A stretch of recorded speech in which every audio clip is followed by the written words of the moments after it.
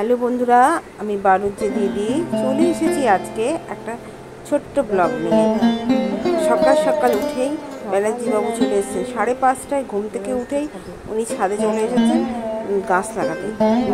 কী যে গাছের নেশা সে বলবার মতো না বন্ধুরা, কি বলবো। বাড়িটা একেবারে নার্সারি হয়ে গেছে, বা বলতে পারো জঙ্গল। আমি বলবো তো আমাজন জঙ্গল এখন আমার ছাদে নেমে এসেছে। সকালবেলায় উনি এখন ওই নিচ থেকে একটা টগর গাছ তুলেছে, টগর গাছটাকে এখন উপরে বসাবে, সেই জন্য টব রেডি করছে। আর দেখো তুমি ছাদটার অবস্থা, কি নেই এখানে, সব আছে, তবু গাছ কিনেই যাচ্ছে, গাছ লাগিয়ে যাচ্ছে। আর বললেই বলে তোমার নেশা, উনি লাগাচ্ছেন আর নেশা হচ্ছে আমার। একাদশী, তাই আজকে রান্না হলো ডালিয়া, আমের চাটনি, পটলের ঝাল আর ঢ্যাঁড়স ভাজা, এই দিয়ে আজকে দুপুরের খাবার। আমি খাবার নিয়ে বসে পড়েছি।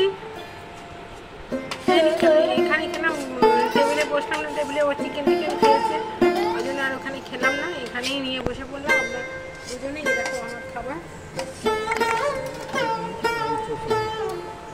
আমার খাবার, ব্যানার্জিবাবুর খাবার, দুজনে নিয়ে বসেছি খাবার খেতে।